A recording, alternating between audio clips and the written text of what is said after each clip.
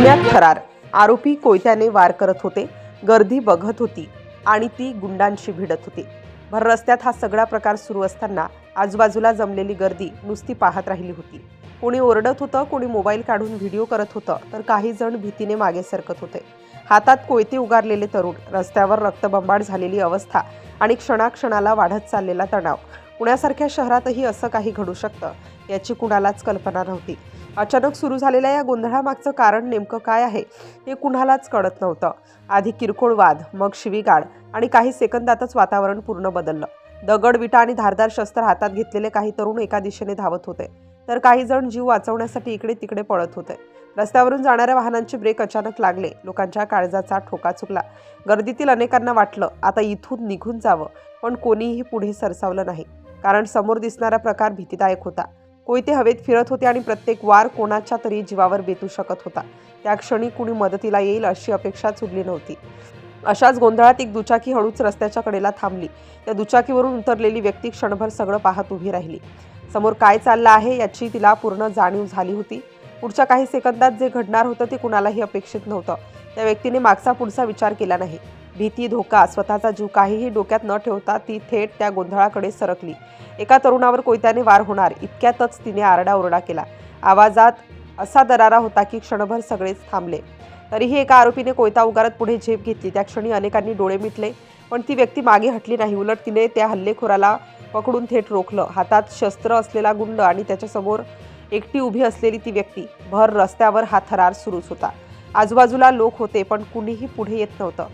काही जण भीतीने पळाले, काही जण थिजून उभे राहिले. त्या गोंधळातही ती व्यक्ती एकाच वेळी अनेक गोष्टी करत होती. गुंडांना दरडावत होती, जखमींना बाजूला व्हायला सांगत होती आणि मदतीसाठी आवाज देत होती. त्या संघर्षात 2 तरुण जखमी झाले. रक्त सांडत होतं. वातावरण अधिकच तणावपूर्ण झालं होतं, पण तरीही ती व्यक्ती डगमगली नाही. एक हल्लेखोर तिच्या ताब्यात होता, तर बाकीचे पळ काढण्याच्या तयारीत होते. परिस्थिती हाताबाहेर जाण्याआधीच तिने पुढचं पाऊल उचललं. तिने तातडीने पोलीस नियंत्रण कक्षाशी संपर्क साधला. घटनास्थळी परिस्थिती आणि पळून जाणाऱ्या आरोपींची माहिती दिली. इतक्यात तिच्या आरडाओरड्यामुळे आणि धैर्यामुळे काही आरोपी तिथून पळाले, पण ओळख पटलेली होती. काही वेळातच पोलीस पथकही घटनास्थळी पोहोचलं. सुरू झाला जोरदार पाठलाग. गल्ली बोळ, रस्ते, वळण. अखेर अवघ्या काही वेळात पळून गेलेल्या आरोपींना पकडण्यात आलं. भर रस्त्यावर सुरू झालेला हा थरार आता पोलिसांच्या ताब्यात आला होता.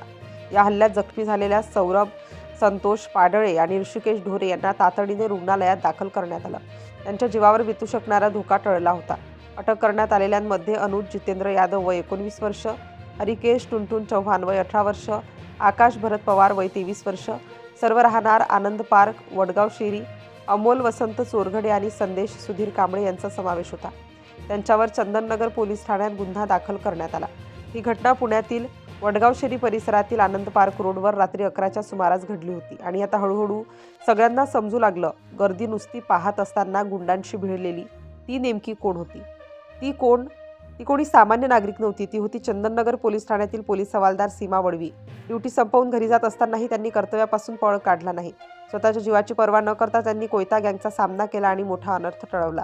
या अनुकरणीय धैर्यासाठी पोलीस आयुक्त रितेश कुमार यांनी वरिष्ठ अधिकाऱ्यांच्या उपस्थितीत सीमा वडवी यांचा सत्कार केला.